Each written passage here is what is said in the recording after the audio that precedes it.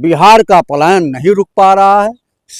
कृषि, शिक्षा, स्वास्थ्य, हर मामले में उत्तर प्रदेश सरकार, बिहार सरकार और मोदी सरकार पूरी तरह से विफल हो गई है। और ये पढ़ा लिखा आदमी प्रशांत किशोर प्रियंका गांधी से मिलते हैं तो ये अच्छी बात है।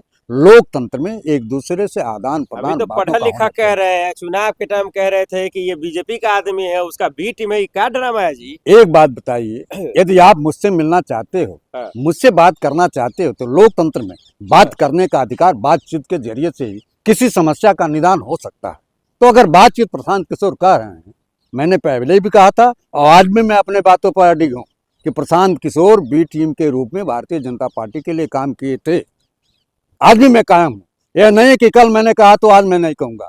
लेकिन यदि लोकतंत्र में, स्वस्थ लोकतंत्र में कोई भी व्यक्ति, कोई भी नागरिक अगर किसी बड़े दल के नेता से मिलता है, तालमेल रखता है, तो वह अच्छा ही है। अखिलेश जी आपके साथ है, यूपी में कुछ नहीं बदला पाते, तेजस्वी जी, लालू जी आपके साथ है, बिहार में कुछ आपका नहीं बेरा बेहतर नहीं हो पाता, अब प्रशांत किशोर आ जाएंगे तो क्या बेहतर हो जाएगा? नहीं, देखिए, मैं प्रशांत किशोर के आने से क्या अच्छाई होगी, क्या बुराई होगी, इस पर मैंने कोई प्रकाश नहीं डाला। हाँ। मैंने ये कहा कि हर व्यक्ति लोकतंत्र में बातचीत ही एक ऐसा तरीका है, बातचीत से एक ऐसे सलीका से कोई निष्कर्ष निकल सकता है।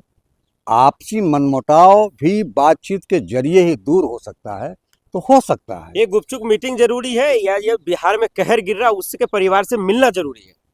नहीं, मिलना भी जरूरी है। सबसे पहले तो बिहार के मुख्यमंत्री को मिलना चाहिए।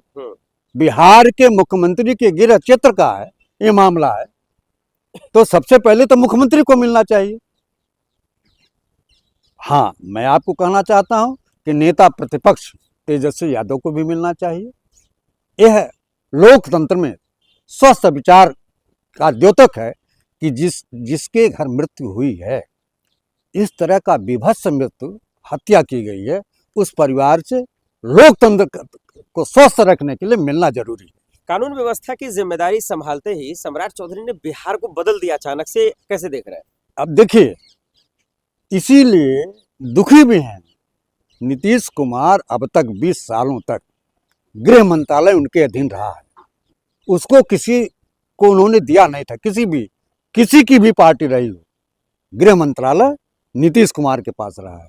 आज भारतीय जनता पार्टी ने नीतीश कुमार का बेड़ा गर्क करने के लिए गृह मंत्रालय को अपने ऐसे भ्रष्ट बेईमान उचक्के को दे दिया जो खुद कानून के दृष्टि में अपराधी रहा है। लेकिन सर, बिहारी के वो लोग हैं ना जो कह रहे हैं सम्राट चौधरी बेहतर काम कर रहे हैं, ये अतिक्रमण होना बहुत जरूरी था, ये भी तो एक फायदा है। एक बात बताइए, 20 साल तक अतिक्रमण आपको नहीं दिखाई दिया?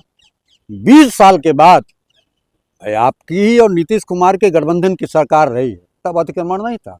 दिल्ली में दूसरे की सरकार, कांग्रेस पार्टी की सरकार 15 सालों तक रही है, केजरीवाल की सरकार रही है, तब अतिक्रमण नहीं था।